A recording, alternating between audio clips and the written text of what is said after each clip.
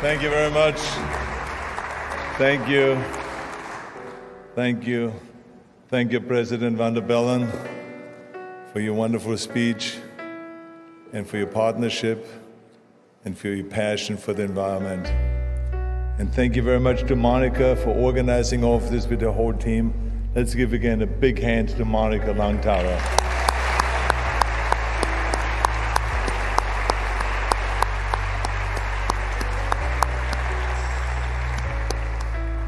I also want to say thank you to Matt Eisman for doing such an extraordinary job of being the host here today. I love the guy. Thank you so much. Big hand to Matt.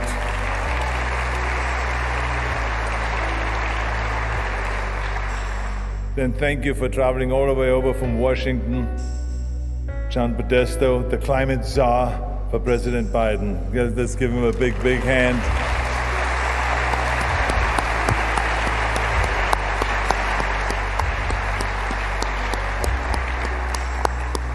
Then Moraš Šefčovič, the Vice President of the EU. Thank you very much. We've been friends for a long time. You even came and smoked at my house some cigars. I don't know if anyone is allowed to know that you smoke a cigar. I mean, God forbid. But in any case, we had a great time there, and so it's always great to see you. Big hand also to Moraš.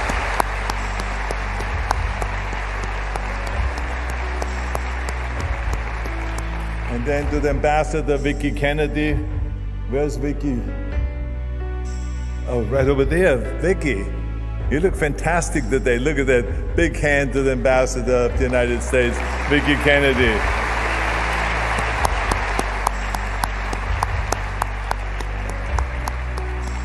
I also want to say thank you to the speakers and to the sponsors here today. Without them, it wouldn't be possible to have this event. Anyway, thank you also all for gathering here today. It's always nice when you have a packed house. And when Monica calls me a few days before and says, oh my God, we have a big problem.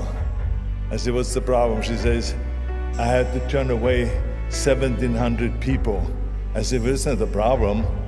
I said, that's great. I always loved it when they said they couldn't get into your movie theater, Arnold, there were too many people outside. That meant they sold a lot of tickets. It was nice. So anyway, it's great to have this packed room right here today.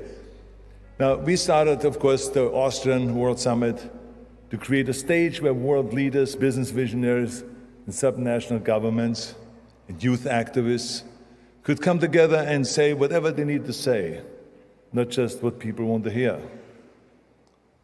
I've been to the environmental summits all over the world for the last 2 decades. Copenhagen, Rio de Janeiro, Paris, Bonn, Vienna, and the list goes on and on and on. Those conferences have a very important purpose. Countries need to come together and come to agreements and set big goals. No two ways about that. But after all of the agreements and the summits and the celebrations that we've seen over the years and decades, the pollution keeps going up. We keep using more and more fossil fuels. People keep dying. The first United Nations Conference on the Environment was in Brazil in 1992, 32 years ago. Over 200 million people have died from pollution since then. Think about that. 7 million people every single year. I believe the world needs to gather to talk about this issue. It's very important. This is why conferences like this are so important. And I did the same thing when I was trying to get the world to join my fitness crusade.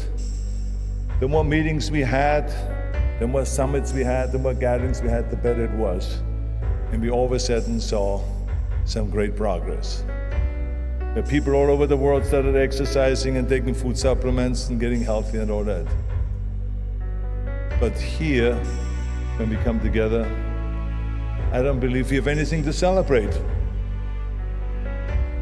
If the 200 million people worldwide who have died from pollution since the United Nations started environmental meetings were from one country, that country would have the 6th largest population in the world. The sixth largest population in the world. That's how many people have died. Here at the Austrian World Summit, we want to be honest. We want to say the things from our podium that they only whisper at other conferences backstage.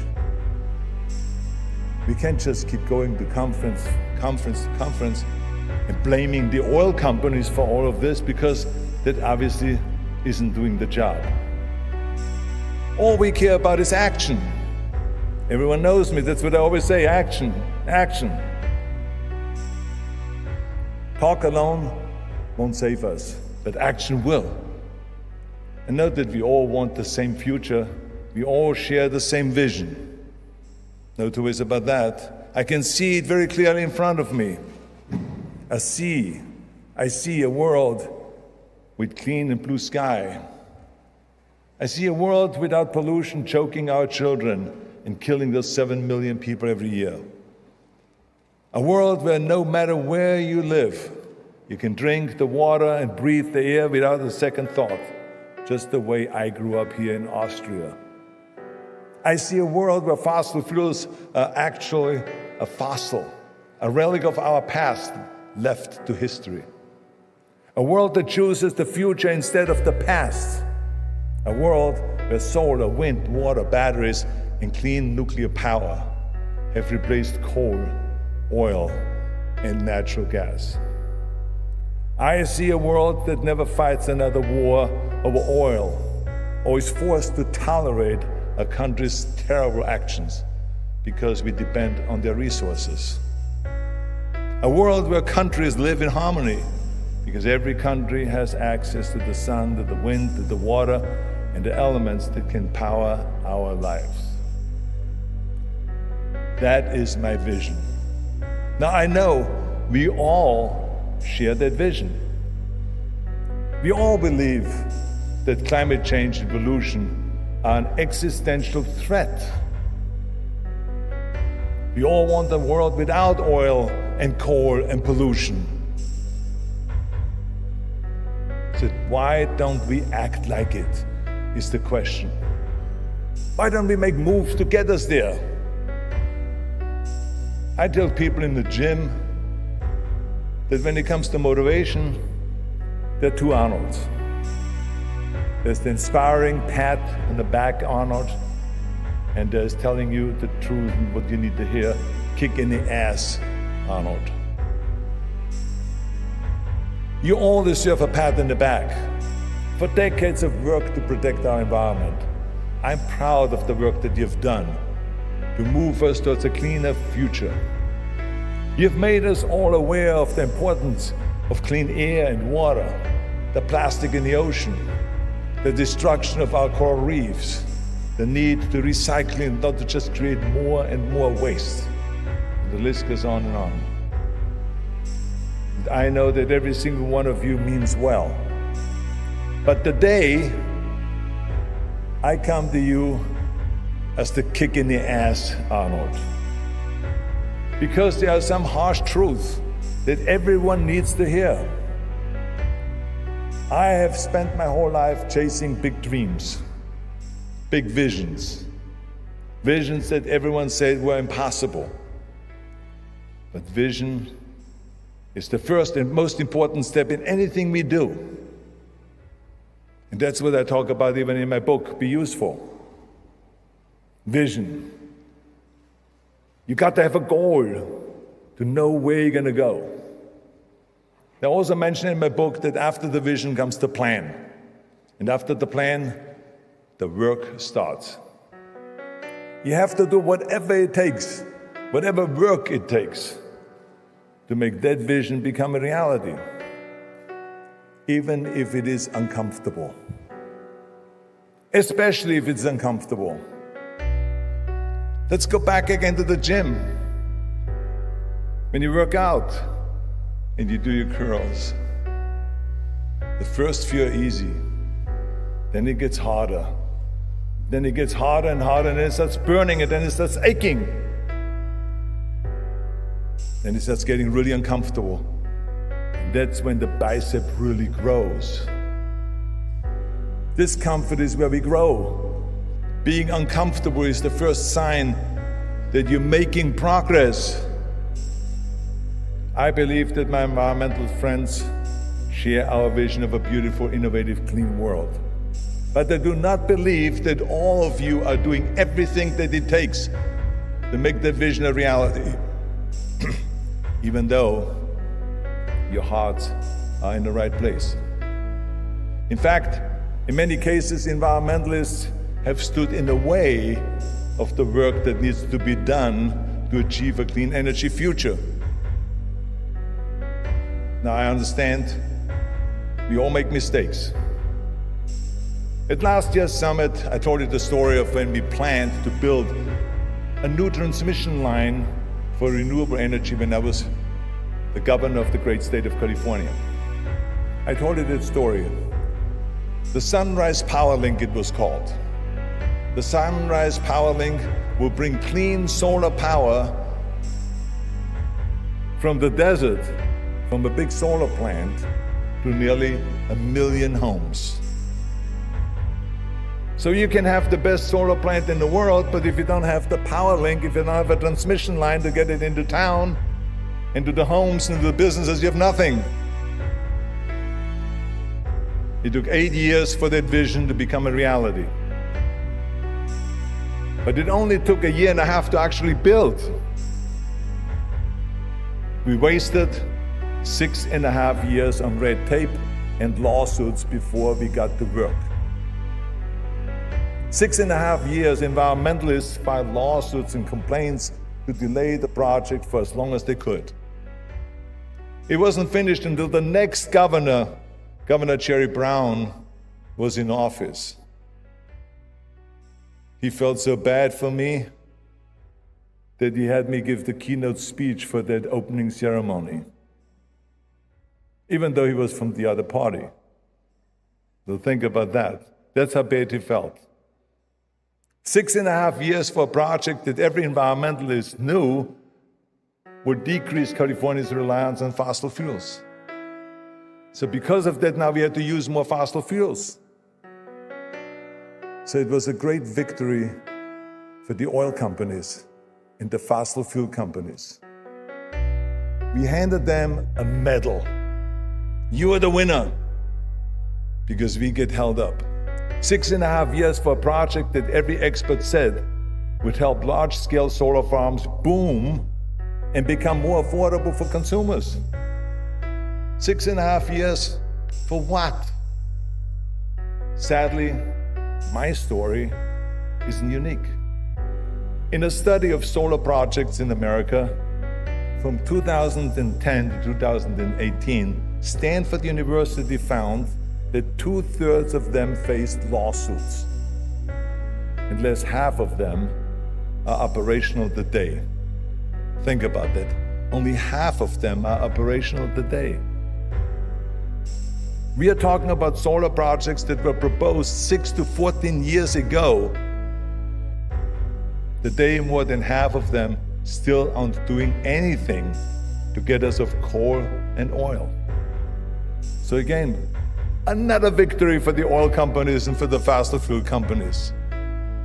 So we are handing them medals after medals, victories after victories. President Biden made a historic investment in clean energy. Historic. Literally I'm talking about $1 trillion. Little do the people know how hard it will be to make that investment from vision to reality. It is the same story everywhere. In Germany, they set an ambitious goal to cut pollution by 65% by the year 2030. By 65%. That's a huge goal. It's unbelievable. But 1/3 of their wind projects are being delayed by their permitting process. And on top of that, they closed the nuclear power plants that provide 6% of their clean energy. So you say to yourself, well, wait a minute. How are they going to replace this clean energy? Well, They really don't know, but they know one thing: they have to keep the coal burning. And they're investing 16 billion euros right now to build 4 huge natural gas plants.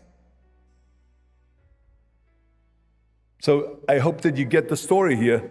So they said no to clean energy, the 6%, and they said yes to fossil fuels, the coal and the natural gas. How does that make sense? When you have a goal to decrease your pollution by 65%. How can you tell your citizens that you are in an emergency that requires us to stop using fossil fuels as quickly as possible, but at the same time you make decisions that require more fossil fuels and that pollute the world even more? How does that make sense? Why should your citizens take your goals seriously if you, the leaders and the environmentalists, don't take them seriously? That's the question. Now, we in California, we take them seriously. We have a nuclear power plant called the Diablo Canyon Nuclear Power Plant. It was supposed to close in 2024.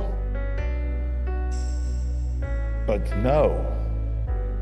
President Biden said, wait a minute. Governor Newsom said, wait a minute. This is giving us clean energy. Let's keep it open. Let's refurbish it, modernize it, spend $1 billion to make sure that it's safe. Now they kept it open for years to come because it's providing clean energy for California, 9% of clean energy. So why would we shut it down? See, that's being sane. But all over the world, governments are setting ambitious goals to create a clean energy future. And all over the world, governments are allowing bureaucracy and red tape to stand in the way of progress and a clean energy future. So as you can see, it's not just the oil companies. Everyone is in on it. It holds us back. The European Union, for instance, their goal is to have 45% of renewable energy in the next 6 years, by the year 2030. They're 23% now. The permitting process in the EU can take as long as 9 years. 9 years. So do the math. The UK's goal is to have 100% of its electricity to be produced without carbon emission in 11 years from now, in 2035. However, some solar and wind projects in the UK are waiting 10 to 15 years to get approval. Do the math. The United States also has a goal for a decrease of pollution by 50% in 6 years, by the year 2030. You guessed it. Our average permit time for a transmission line for clean energy, may I underline, clean energy, is 6.5 years, with some taking as long as 11 years. So do the math. How are those governments, when they make promises, keep those promises when they know the delays are going to make it impossible to keep those promises? Here's what's even scarier, that the average permit time in the United States for a clean energy transmission line is more than a year longer than for a fossil fuel pipeline. You say this couldn't be. This is not science fiction here that I'm talking about. I'm talking about reality.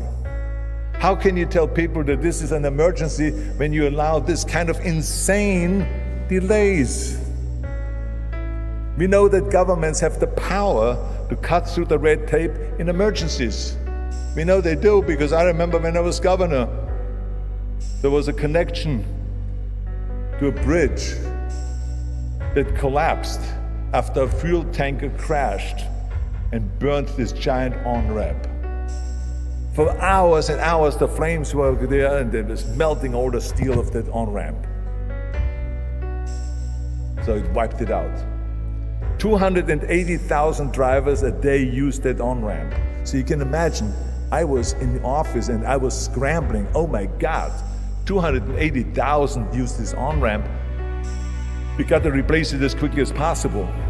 Well, the expert said that it could take weeks to clean the debris, and months, if not a year, to rebuild it. So, I declared a state of emergency to blast through all of the red tape, and 26 days later, we shocked the world and we reopened that bridge. 26 days later. See, that's action. That's combing right through all the mess, because it declares a state of emergency. And the climate crisis now is in a state of emergency, so a lot of people can call for a state of emergency. Imagine a real emergency now for a second, just so you understand. Imagine a real emergency that someone has just been hit by a car, and he's lying there, he's bleeding to death. Imagine stopping the paramedic from applying bandages to ask for a permit. Imagine telling the paramedic that we need to study what hospital we should send this patient to. And imagine saying that we need hours of studies to review before we can really use whatever method needs to be used to save this patient. Imagine that. You would say, this is fucking crazy. Stop the bleeding. This patient is dying. Save him. But there are people like this all over the world. They say this is an existential threat. The world is coming to an end. We are running out of time. We need clean energy, but you can't use safe nuclear power, and you can't get permits for wind and solar or hydro. This is what's going on. This is fucking crazy. Stop the bleeding. The earth is dying. We have to do whatever it takes to make our vision of a pollution-free world a reality. Whatever it takes, stop the bleeding. Doing whatever it takes requires, of course, compromise. It requires letting go of this perfect world that will never exist and choosing a possible world that we do have the power to build together. It requires making uncomfortable choices that will bring us closer to our vision. It requires letting go of this not in my backyard philosophy that people have used to block projects year after year. They say that they want solar. They say that they want to have wind. But the moment someone proposes a project in their community, they say, whoa. Wait a second, let's do a little study first on this issue. They want to delay it. That's my very good friend, John Podesta, President Biden's leader on clean energy issues, who I'm so happy that he is here today with us, has said it best. If we can't build some new things in the backyards, in the few backyards, the climate crisis will destroy everyone's backyards. John, you couldn't have put it better. That's exactly what it is. We have to stop being selfish. Now, I want you to bring that vision from the beginning of my speech back to your mind and close your eyes. Envision the world without pollution. Imagine it without any death from exhaust of oil and smoke of coal. Picture your children and grandchildren playing in clean lakes and rivers and breathing fresh air. And now, open your eyes. What would you do to make that vision a reality? What would you do? I know my answer: whatever it takes. Whatever it takes. Stop the bleeding. Save our children. Save the planet. Save our future. I know you have the brains. I know you have the heart. And I know you have the power. So let's do it. Thank you very much. Thank you.